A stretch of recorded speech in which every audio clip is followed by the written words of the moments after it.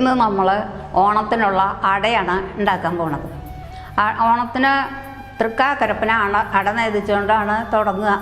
ആദ്യം തന്നെ അത് നേദിക്കാനുള്ളത് കൊണ്ട് നമ്മൾ അന്നേ ഉണ്ടാക്കുള്ളൂ, തലേ ദിവസമൊന്നും ഉണ്ടാക്കി വെക്കില്ല. കുളിച്ച് വന്നിട്ട് വേണം അട നേദിക്കാനായിട്ട്. അപ്പോൾ അതിന് വേണ്ടിയിട്ട് നമ്മൾ ഇന്ന് അട ഉണ്ടാക്കാൻ പോവുകയാണ്. അതിന് അരി വേണം, ഉണക്കലരി കൊണ്ടാണ് നമ്മൾ അട ഉണ്ടാക്കുക. ഇപ്പോൾ പലരും പച്ചരിയോ അരിപ്പൊടിയോ ഒക്കെ ഉപയോഗിക്കുന്നുണ്ട്. പക്ഷേ ഉണക്കലരി കുതിർത്തി അരച്ച് ഉണ്ടാക്കിയാൽ അതിൻ്റെ ടേസ്റ്റും അതിൻ്റെ ഒരു മൃദുത്വവും ഒരു പ്രത്യേകതയാണ്. അതുകൊണ്ട് നമുക്കിന്ന് അട ഉണ്ടാക്കാം.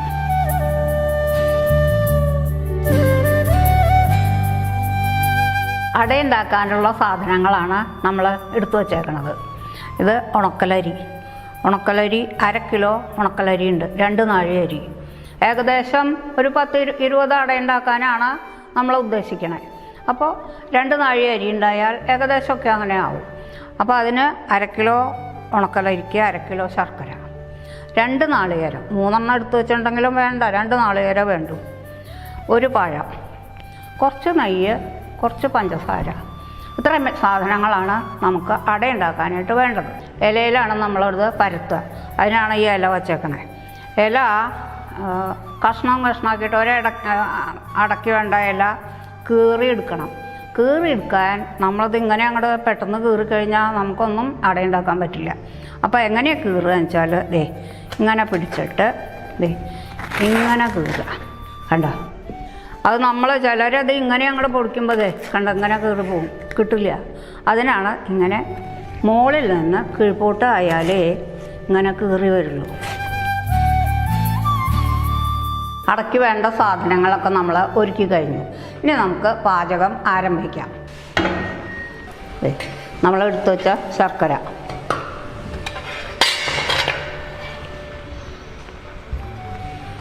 ലേശം വെള്ളം ഒഴിക്കാം. ഒന്ന് ഉരുകട്ടെ ഇടാ. ഉരുകിയിട്ട് നമുക്ക് നാളികേരം ഇടാം, പഴം ഇടാം. ഇപ്പോൾ പാവ് മുറുകി. ഇനി നമുക്ക് നാളികേരം ഇട്ടിട്ട് ഒന്നും കൂടി ഇളക്കാം. അതെ, തീ ഓഫ് ചെയ്തു. ഇനി നേന്ത്രപ്പഴം ഇടാം. ഒരു ലേശം നെയ്യും ഒഴിച്ചാൽ ഒരു സ്വാദുണ്ടാവും. ഇത്തിരി നെയ്യ്, ഒരു സ്മെല്ല് പ്രത്യേകം ഉണ്ടാവും. മതി.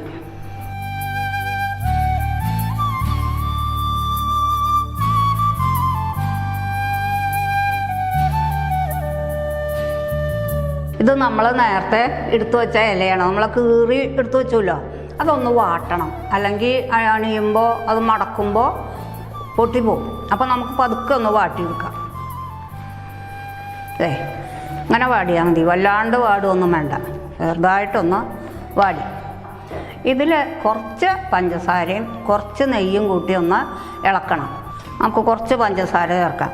ഈ നേദിക്കാനുള്ളതിൽ ഉപ്പ് ചേർക്കില്ല, അല്ലെങ്കിൽ നമുക്ക് ഇത്തിരി ഉപ്പ് ചേർത്താൽ മതി. അത് നേദിക്കാനുള്ളതുകൊണ്ടാണ് ഉപ്പ് ചേർക്കാത്തത്. അപ്പം ഇത്തിരി പഞ്ചസാര, ലേശം നെയ്യും മതി. ഇനി അങ്ങോട്ട് അത് നല്ലോണം അങ്ങോട്ട് മിക്സ് ചെയ്തിട്ട് ഇലയിൽ അണിയാം. ഇതിങ്ങനെ എടുത്തിട്ട് ഇലയിലേക്ക് ഒഴിക്കുക. എന്നിട്ടിതിങ്ങനെ പരത്തണം. നടുക്കാണ് പരത്തുക, ഇല മുഴുവൻ പരത്തില്ല. നടുക്ക് കനം കുറച്ച് അങ്ങനെ പരത്തുക. കൈ കൊണ്ട് ഇതിങ്ങനെ റൗണ്ടായിട്ട് പരത്തിയ നല്ല സ്മൂത്തായിട്ടുള്ള അടയുണ്ടാവും. ഇനി ഇതിലാണ് നമ്മൾ ഫില്ലിങ് വെച്ച് മടക്കുക. ഇനി ഇതിലേക്ക് ഫില്ലിങ് ഇടണം. അപ്പോൾ അത് ഒരു സൈഡിലാണ് ഇടുക, മുഴുവൻ ഇടില്ല. ഒരു പകുതിയിൽ ഇങ്ങനെ ഇടും. ഇട്ടിട്ട് ഇതിങ്ങനെ അങ്ങോട്ട് പരത്തുക. ഇനി ഇതിനെ ഇവിടുന്ന് ഇങ്ങോട്ട് മടക്കുക. അപ്പോൾ ഇത് എല്ലാ ഭാഗത്തേക്കും, അടയുടെ എല്ലാ ഭാഗത്തേക്കും ആയി ഇത്. ഇനി അതിനെ ഇങ്ങനെ മടക്കി ഇങ്ങനെ മടക്കി ഇങ്ങനെ മടക്കി ഇങ്ങനെ വയ്ക്കുക.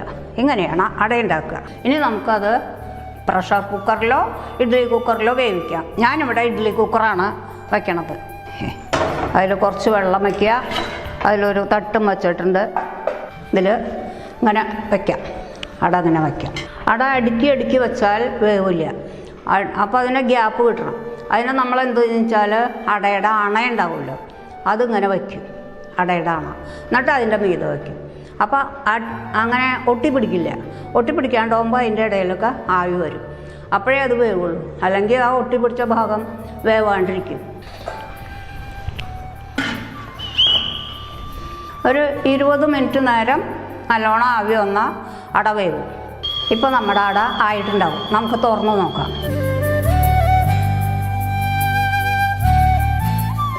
ആ, അടയായിട്ടാ ദേ വെന്തു. അട നല്ലോണം വെന്തു. ഇനി നമുക്ക് തീ ഓഫ് ചെയ്യാം. ഇനി നമുക്കിത് ഒരു പാത്രത്തിലേക്ക് ആക്കി വയ്ക്കാം.